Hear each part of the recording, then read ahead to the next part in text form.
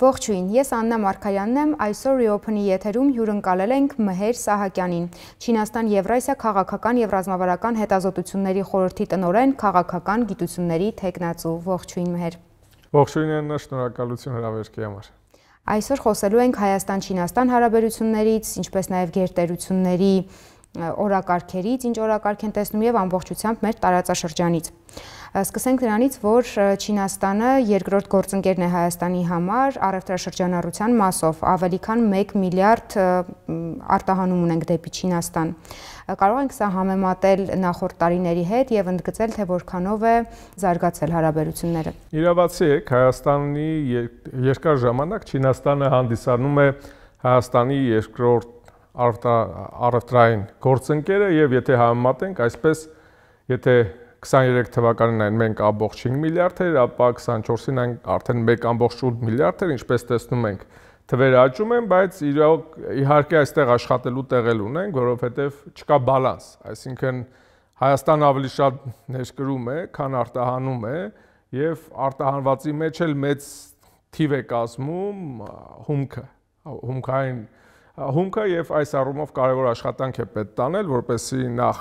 մեր պատրաստի արտադրանքը կարողանանք արտահանել այնտեղ եւ կարողանանք շուկաներ գտնել։ Իսկ դա մեծ աշխատանք է իրենից պահանջում, պետք է ուսումնասիրել Չինաստանի տարբեր նահանգները, հասկանալ թե որտեղ կարող է հայկական ապրանքը պահանջարկ ունենալ, պարտներներ ձեռք բերել եւ սկսել աշխատել։ Որոշակի աշխատանք տարվում է եւ արդեն օրինակ խմիչքի, կոնյակի, գինիների առումով մենք ունենք որոշակի հաջողություններ, բայց պետք է այստեղ էլ ուշադրության դարձնել ապրանքի որակին, որովհետեւ այո իհարկե դա ահռելի շուկա է, 1.4 միլիոնանոց, բայց պետք է հասկանանք, որ այդ շուկայի համար շատերն են պայքարում եւ եթե ուզում ենք այնտեղ մեր տեղ ունենանք, ապա ոչ միայն պետք է որակյալ ապրանք տանենք այնտեղ, այլ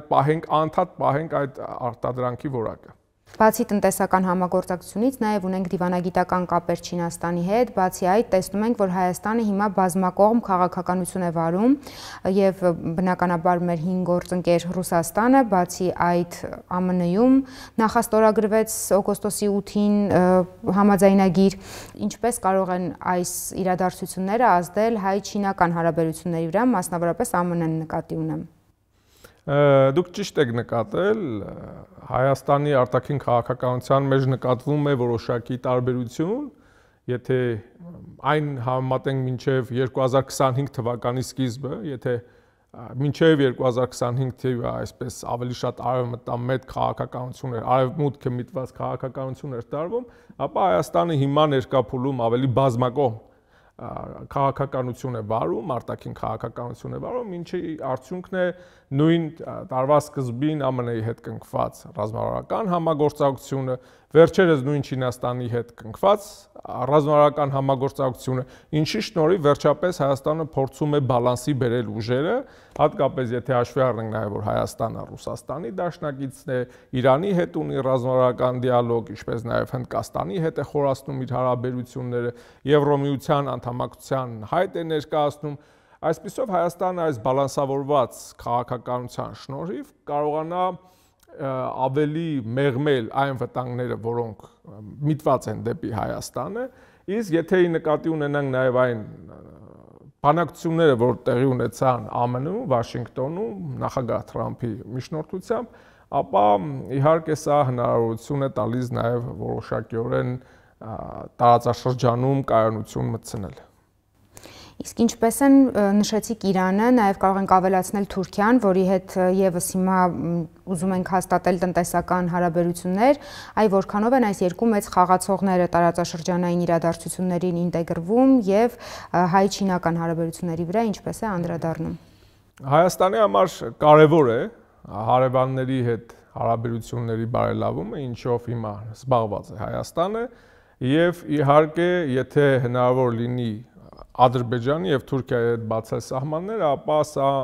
իր ազդեցությունը կունենա Հայաստանի վրա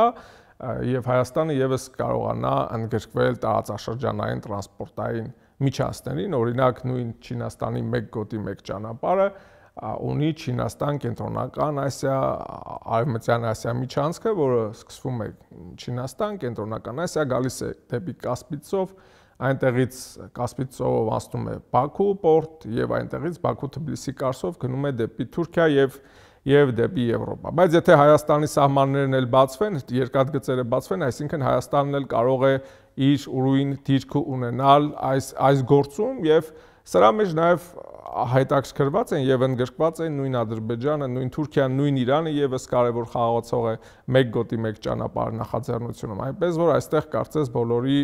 շահերը համընկնում են, տեսնենք թե ինչպես կդասավորվի իրավիճակը, իսկ եթե անդրադառնանք Թուրքիային եւ Իրանին, իհարկե սրանք միջին ուժեր են ներկա բազմաբևեռ աշխարհակարգում, երբեմն մրցակցում են իրար հետ, բայց ինչպես տեսանք ներկայումս, եթե Թուրքիայի դիրքերը ամրապնդվում են, հաշվի առնելով այն հանգամանքը, որ նա ԱՄՆ-ի դաշնակիցն է, Չինաստանի կարևոր ռազմավարական գործընկերն է, Ռուսաստանի հետ ունի կարևոր հարաբերություններ, ինչպես նաև ունի միջանց կոչվող սեփական նախաձեռնությունը, որը եւս նպատակ ունի կապել Ասիան Եվրոպայի հետ, եւ սրանով հետաքրքրված է ԱՄՆ-ը, հետաքրքրված է Եվրոմիությունը, ապա Իրանը որոշակիորեն կորցնում է իր դիրքերը, քանի որ ԱՄՆ-ի վերջին հարվածներից հետո իհարկե իրանական ենթակառուցվածքը զգալի վնաս է կրել, ռազմական ուժերը զգալի վնաս են կրել, երկիրը գտնվում է սոցիալ-տնտեսական ծանր իրավիճակում, այնտեղ միջուկային օբյեկտները եւս վնասված են, այնպես որ տարածաշրջանում իրոք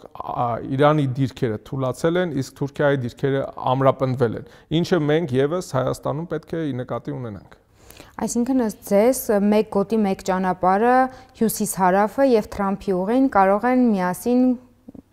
տեղ գտնել Հայաստանում։ Տեսեք, իրականում նույն մեկ գոտի մեկ ճանապարհը աշխատում է առանց Հայաստանի էլ, անցնում է Վրաստանով, անցնում է Իրանով, հյուսիս-հարավը մենք գիտենք, որ անցնում է Ադրբեջանով, անցնում է Կենտրոնական Ասիայով, Կասպից ծովով, Ռուսաստանը հիմա մեծ հետաքրքրություն ունի, քանի որ այն չի կարողանում գնալ դեպի արևմուտք հայտնի պատճառներով եւ սրա համար այն փորձում է խորացնել իր հարաբերությունները Իրանի հետ, Հնդկաստանի հետ, սրա միջոցով փորձում է նաեւ բալանսի բերել իր հարաբերությունները Չինաստանի հետ, այսինքն այս բոլորը արդեն կա, բայց Հայաստանը եւս իհարկե դուրս գալով շրջափակումից հնարավորություններ ստանում է, բայց պետք է մենք էլ այստեղ հասկանանք, որ այսօր մեր երկաթգծերը, մեր ճանապարհները բավոք վիճակի պետք է բերենք միջազգային մակարդակի, որպեսզի երբ որ սահմանները բացվի, մենք էլ ինչ-որ բան կարողանանք առաջարկել, քանի որ եթե չունենանք ենթակառուցվածքներ, ապա դժվար ինչ-որ մեկը հետաքրքրված լինի Հայաստանի սովետական ժամանակաշրջանի գնացներով ինչ-որ տեղից ապրանք տեղափոխել, կամ գոյություն չունեցող երկաթգծերով, կամ վատ ճանապարհներով։ Այսինքն նույն հյուսիս-հարավի շինարարությունը պետք է արագացվի, եւ այս առումով շատ կարեւոր է նաեւ որ Հայաստանը դարձավ ասիական ենթակառուցվածքների ներդրումների բանկի անդամ, ինչը մենք առաջարկում ենք դեռ 2018 թվականից, այս բանկի հիմնական նպատակն է ֆինանսավորել ենթակառուցվածքների կառուցումը եւ դառնալով այս բանկի անդամ Հայաստանը հնարավորություն ստացավ բարելավել իր ենթակառուցվածքները, նոր ներդրումներ բերել եւ գնալ առաջ։ Եթե անդրադառնում ենք Թրամփի ուղուն եւ ընդհանրապես ինչպես են այս ամենը իրար հետ աշխատում, տեսեք ես 10 ամիս ԱՄՆ-ի Վաշինգտոնում էի, այնտեղ հետազոտություն էի կատարում Ջոն Հոփքինսում, բազմաթիվ հայրցազրույցներ վերցրեցի եւ կարծես նույն ամերիկացիներն էլ դեմ չեն, որ Չինաստանը կամ Թուրքիան զարգացնում են հարավային Կովկասի, Կենտրոնական Ասիայի կապուղիները, տրանսպորտացիոն ուղիները, քանի որ նրանք էլ սա տեսնում են, որ սրանով ռուսական տարածքը, որը կապող ուղի էր Ասիան Եվրոպայի հետ, Չինաստան Եվրոպայի հետ, խաղից դուրս է գալիս։ Եւ կարծես այս տարածքներում տրանսպորտացիոն ճանապարհների ենթակառուցվածքների զարգացումը բխում է թե Եվրոմիության, թե Չինաստանի, թե ԱՄՆ-ի, թե Թուրքիայի շահերից եւ սա պետք է օգտագործել։ Բայց նաև այստեղ կա մի կարևոր գործոն, այս ամենը հնարավոր է խաղաղության պայմաններում։ Իհարկե Նիկոլ Փաշինյանը հայտարարեց, որ այսուհետ լինելու է խաղաղություն, բայց մենք տեսնում ենք անգամ միջազգային հարթակներում շատ հակասական խաղաղության հետ հակասական արտահայտություններ, որոնք իրականացվում են հենց ադրբեջանական կողմից հենց Ալիևն էր ասում, Զանգեզուրի միջանցք էր անվանել եւ մեր պաշտոնյաները, այդ թվում Արարատ Միրզոյանը խնդրել էր, որպեսզի չարվեն այս արտահայտությունները։ Այ որքանով կարող է այս ամեն ինչը խաղաղությունը չդառնալ իրականություն հենց ադրբեջանական կողմի պատճառով եւ որքանով է ԱՄՆ-ի դերը այս ամենի մեջ։ Տեսեք, Ադրբեջանը ցավոք հաղթող կողմն է, ուժեղ կողմն է այս բանին, այն ունի Թուրքիա եւ այն փորձում է վերցնել ինչքան որ կարող է եւ մեծացնել ճնշում։ Հայաստանի խնդիրն է մի կողմից դիմանալ ճնշմանը, բայց մյուս կողմից չտրվել սադրանքներին։ Ես եղել եմ վերջերս Ղազախստանում, դրանից առաջ, ինչպես ասեցի, գտնվում էի ԱՄՆ-ում, դրանից առաջ Եվրոպայում եւ գիտեք, այդ Զանգեզուրի միջանցք խոսույթը մտցվել է հանրության մեջ։ Եվ այստեղ հարց է առաջանում, իսկ ինչ է արել հայկական դիվանագիտությունը։ Այստեղ ոչ թե պետք է սպասենք, որ Հայաստանի վարչապետը գնա հասնի եւ դրա դեմ խոսի կամ արտաքին գործերի նախարարը, այլ մեր դիվանագիտական անձնակազմն էլ պետք է այնքան ակտիվ աշխատի, որ օրինակ խաղաղության խաշմերուկը եւս մտնի խոսույթի մեջ։ Այստեղ կարծես ադրբեջանական դիվանագիտությունը ավելի մեծ աշխատանք է տարել եւ իհարկե ավելի շատ այդ Զանգեզուրի միջանց տերմինն է մտել, քան խաղաղության խաշմերուկ, բայց իրականում հիմա դե կողմերը համաձայնության են եկել Թրամփի ուղու շուրջ եւ այստեղ Հայաստանը իհարկե պետք է ԱՄՆ-ի հետ աշխատանքը շարունակի, աշխատանքը տանի, որպեսզի քանի որ ԱՄՆ-ն է մտել խաղի մեջ, ԱՄՆ-ը եւս որոշակի խաղաղության գարանտիաներ տրամադրի։ Որքանով է իրատեսական Հայաստանում հայ-չինական բարձր տեխնոլոգիաների համալսարան ստեղծելու գաղափարը, այս վերջերս շրջանառվում էր, ինձ հետաքրքիր է իրատեսական է արդյոք։ Ճիշտն ասած, այդ շրջանառողները մենք ենք եղել, առաջինը մենք ենք այդ միտքը առաջ քաշել, թե հայ-չինական առաջին ֆորումը, որը կազմակերպել ենք, թե դրանից առաջ, թե ունենք բազմաթիվ աշխատանքներ գրված դրա մասին եւ ես շատ ուրախ եմ, որ վերջապես մեր մտքերը տեղ են գտել եւ առաջ է տարվում նման գաղափարը, իհարկե դա շատ կարեւոր կլինի, քանի որ սրա շնորհիվ հնարավոր կլինի Հայաստանում պատրաստել կադրեր եւ Հայաստանը, այսօր Չինաստանը գաղտնիք չէ, որ աշխարհում ԱՄՆ-ի հետ թե արհեստական բանականության, թե բարձր տեխնոլոգիաների առաջատարներից է։ Եվ աշխատելով այս դպրոցի հետ, նրանց հետ միասին կադրեր պատրաստելով, ունենալով նման կենտրոն Հայաստանում, իհարկե Հայաստանը մեծ հնարավորություն կստանա աշխարհի երկրորդ գերտերությունից տեխնոլոգիաներ ստանալու։ Իդեպ այս հարցը նաև դրվել է հենց ռազմավարական համագործակցության մեջ, այնտեղ նշված է, որ կողմերը պետք է համագործակցեն նաև թվայնացման բարձր տեխնոլոգիաների ոլորտում, այսինքն եթե մի փոքր հասկանանք, թե ինչ է այդ հաստատումը, ռազմավարական համագործակցության, սա սկիզբ է։ Այդ ընթացքը արդեն պետք է կողմերը աշխատեն իրար հետ եւ այդ ռազմավարական համագործակցությունը լցնեն։ Եվ եթե այնտեղ կա այդ կետը, դա հնարավորություն է տալիս գնալ առաջ եւ մտածել այդ համասարանի մասին։ Իսկ ինչ խոչընդոտներ կան չինական տեխնոլոգիաների ներդրման հետ կապված Հայաստանում։ Տեսեք, իրականում ոչ մի խոչընդոտ չկա, այստեղ իհարկե կա ԱՄՆ, Չինաստան, մեծ հակամարտությունը հենց տեխնոլոգիական բարձր տեխնոլոգիաների ոլորտում եւ կողմերը փորձում են այս երբ որ մենք խոսում ենք բազմաբևեռ աշխարհակարգ երկուսի մասին, ինչու երկուսի մասին, որովհետեւ առաջ այդ եթե կողմերը միայն պայքարում էին տարածաշրջանների համար, ապա հիմա նաև տարածում պայքարագրում է կիբերտարածքի համար, պայքարագրում է տեխնոլոգիաների համար, որովհետև նրանք ովքեր այն երկիրը, որը կլինի թելադրողը տեխնոլոգիաների ոլորտում, նա էլ կդառնա աշխարհի հեգեմոնը, որովհետև բոլորիս կյանքի մեջ են տեխնոլոգիաները եւ տեխնոլոգիաները այսօր շատ մեծ դեր են խաղում։ Եվ բոլոր երկրներն էլ հասկանում են, որ եթե օրինակ շոր ես ծախում ինչ-որ մեկին կամ կոշիկ ես ծախում, այդ շոր ու կոշիկ արտահանողը, ուղարկողը կարող է փոխվել։ Կարելի է ուրիշից գնել, բայց եթե միտեղ օրինակ խելացի քաղաք է կառուցվում, ապա 30-40 տարի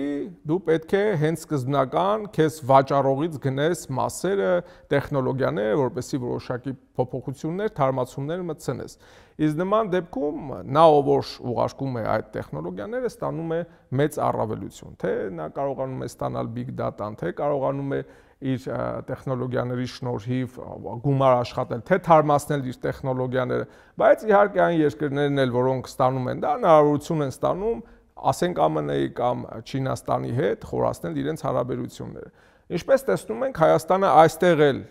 վերջապես սկսել է բազմակողմ, բազմավեկտոր քաղաքականություն վարել, նույնիսկ տեխնոլոգիաների ոլորտում, ինչպես գիտենք, վերջերս ԱՄՆ-ի հետ համաձայնություն ձեռք բերվեց, որ ԱՄՆ-ի առաջատար չիպեր եւ կիսահաղորդակիչներ արտադրող Nvidia կազմակերպությունը այստեղ ուղարկի իր ապրանքը, հայկական սփյուռքը, այսպես ասենք, ներդնում է $500 միլիոն չափ, այստեղ ստեղծում է արհեստական բանականության գործարան, հաշվի առնելով նաև Հայաստանի էներգետիկ հնարավորությունները, այսինքն տեսեք, սա Հայաստանը բերում ամերիկյան, այսպես խոշորագույն կազմակերպությանը, որը ահռելի ազդեցություն կունենա հայկական տեխնոլոգիաների զարգացման գործում, բայց մյուս կողմից նույն Չինաստանի հետ կնքված ռազմավարական համագործակցության շրջանակներում եւս համաձայնություն է ձեռք բերվում տեխնոլոգիաների ոլորտում համագործակցել։ Այսինքն Հայաստանը հնարավորություն է ստանում երկու կողմի հետ աշխատանք տանելով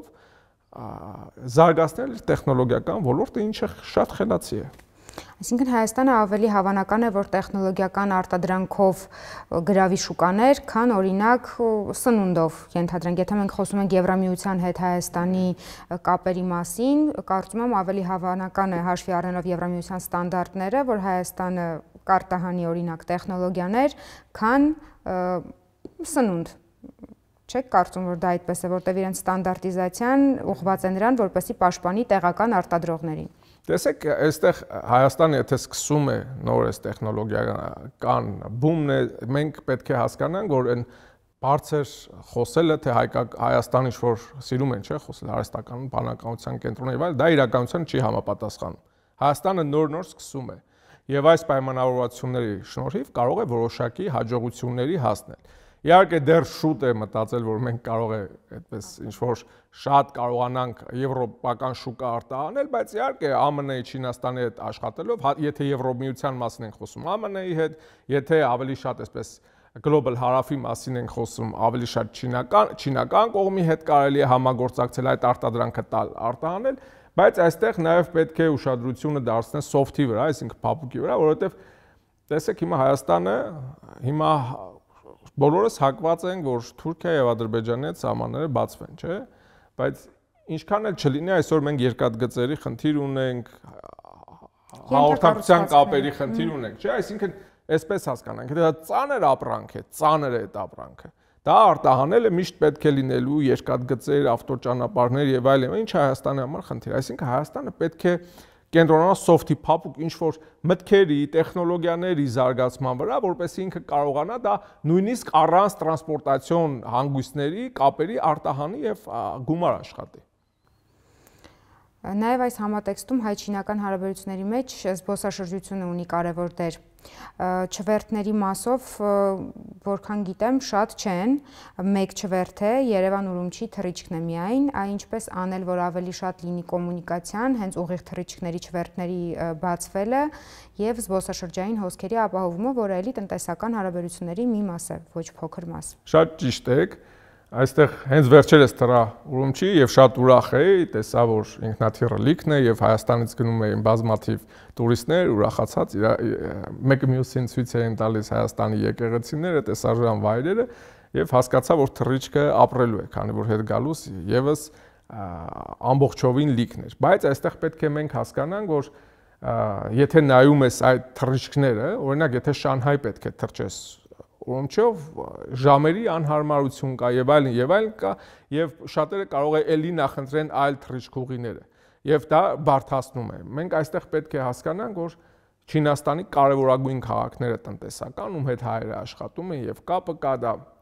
Շանհայն է, դա Պեկինն է, դա Գուանջոն է, դա Հոնկոնգն է շատ կարևոր քաղաք, եթե մենք ունենք ինչ-որ ֆինանսական, ֆինանսատնտեսական նկրտումներ այդ աշխարհի հետ կապվել։ Դրա համար կարևոր է նաեւ որ կապեր լինեն, ուղիղ թռիչքներ լինեն այդ քաղաքների հետ, մեծ քաղաքների հետ, կարևորագույն A-կլասի քաղաքների հետ, որը իհարկե Հայաստան կբերի թե տուրիստների, թե բիզնեսմենների, թե հայկական կողմը կկարողանա ուղիղ ճանապարհորդել, որովհետև ես կարծում եմ, որ իհարկե հայերը բիզնես են անում Շենժենում, Գուանջոում, Շանհայում եւ այլ քաղաքներում, բայց կարծում եմ, որ Ուրումչիում շատ քիչ հատված կա, որ հայերին հետաքրքրում է։ Եվ ուղղակի թռչելով այնտեղ 7 ժամ նստելով, սպասելով մյուս թռիչքին, իհարկե դա բարդացնում է այդ կապը եւ պետք է սա այս հարցը լուծվի, որ նմանատիպ թռիչքներ լինեն հենց A-կլասի քաղաքների մեջ, բայց իհարկե արդեն սա շատ կարևոր ձեռքբերում է, որ մենք ունենք թռիչք եւ պետք է ուղղակի պահել այն եւ մեծացնել հնարավորությունները։ Եվ բացի տնտեսությունից եւ բոլոր ոլորտները, որ քննարկեցինք, բացի այդ ոլորտներից էլ ինչ հեռանկարներ եք տեսնում հայ-չինական համագործակցության համար, ինչ ոլորտներում։ Գիտեք, Չինաստանը գերտերություն է եւ բազմաթիվ ոլորտներում այն ունի մեծ կարողություն, այստեղ շատ կարեւոր է առաջի հերթին Հայաստանում հասկանանք, թե մեզ ինչ է պետք Չինաստանից։ Եվ մենք ինչ կարող ենք առաջարկել Չինաստանին։ Միայն սրանից հետո մենք կարողանանք Չինաստանի հետ ավելի կոնկրետ բանակցությունների մեջ մտնել եւ հարցեր լուծել, իսկ այստեղ ինչպես դեռ վաղուց եմ առաջարկելու ասել եմ դեռ 2016 թվականի պատերազմից հետո, երբ 17-ին վերադարձա Հայաստան, ինչ էի նկատել այնտեղ նկատել էի չինական կողմից դրոնների, այսօր նրանք առաջատարն են դրոնների գծով թռչող անօդաչու սարքերի եւ ոչ միայն դրանց, այլ դրանց դեմ աշխատող սարքերի։ Այսինքն այս ոլորտում կարելի է հենց նույն չինական կողմի հետ աշխատել, ոչ միայն ռազմական ոլորտում, հենց առաջնահերթ ռազմական ոլորտում, բայց նաեւ գյուղատնտեսական կարելի է այստեղ անօդաչու թռչող սարքերի գործարան դնել եւ ունենալ թե ռազմական բաղադրիչ, թե գյուղատնտեսական բաղադրիչ, թե այլ բաղադրիչներ։ Իհարկե նաեւ շատ կարեւոր է այստեղ նշել կրթական, ակադեմիական ոլորտի մեջ հնարավոր համագործակցությունը, իհարկե այս համագործակցությունը կա եւ մեր խորհուրդն էլ է այստեղ մեծ դեր խաղում, ամեն տարի մենք կազմակերպում ենք Չինաստան-Եվրասիա գիտաժողովը, դուք էլ եք մասնակցել, գիտեք, այսինքն չինացի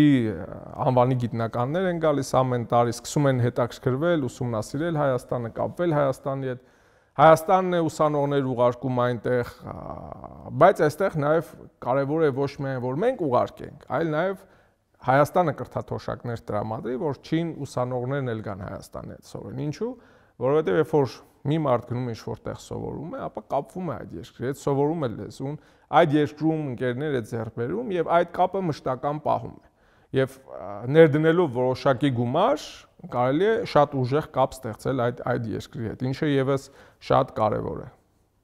Շնորհակալություն, շնորհակալ եմ, որ ժամանակ տրամադրեցիք եւ քննարկեցինք այս կարեւոր հարցերը։ Ես էլ հիշեցնեմ, որ տաղավարում էր